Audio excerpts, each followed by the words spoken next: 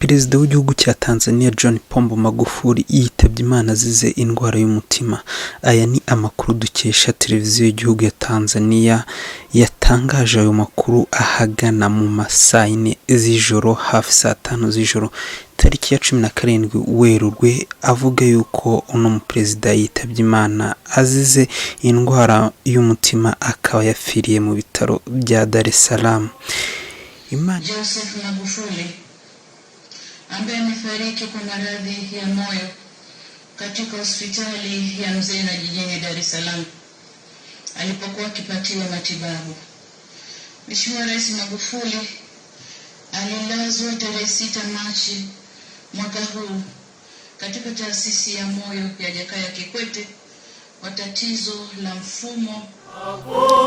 Aya akaba ari n'amakuru twasanga ku mbuga nkoranyambaga z'ibyamamare bitandukanye, twavugamo Haruna Niyonzima, Zari The Boss Radio, uyu nguyu akaba ari umuherwe w'umunyatanzania kazi, tukavugamo Radio Wiz wo muri Uganda, Muyoboke Alex wo mu Rwanda, Diamond Platinum akaba ari umuhanzi ukomeye nawe ubarizwa mu gihugu cya Tanzania. Aha twavuga Dada Kabendera n'umunyamakuru ukorera Vision FM hano mu Rwanda, tukavugamo Meddy Saleh, murabizi ni umuyobozi w'amavideo atandukanye.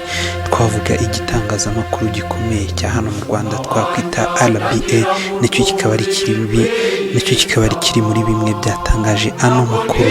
Rero Imana ihe iruhuko ridashira uno musaza niyitahire, aheza ni mu ijuru, ni wacu wa twese, ni wabo bose, natwe tuzagiyeho. Imana ihe iruhuko ridashira uyu musaza wagiye ugaragaza byinshi bitandukanye muri politiki ya Tanzania, wagiye uhindura byinshi, umwe mu bantu bagiye bakomera cyane mu bintu bijyanye na coronavirus muri kino gihugu cya Tanzania. Bazwa ko ari umwe mu baperezida batigeze bakunda gushyiraho gahunda ya guma mu rugo muri kino gihugu. Urugendo rwe hararushoje, hasigaye n'ahacu. Twavuga ngo Imana yakire President wa Tanzania, tuzahora twibuka ibyiza wagiriye igihugu cyawe.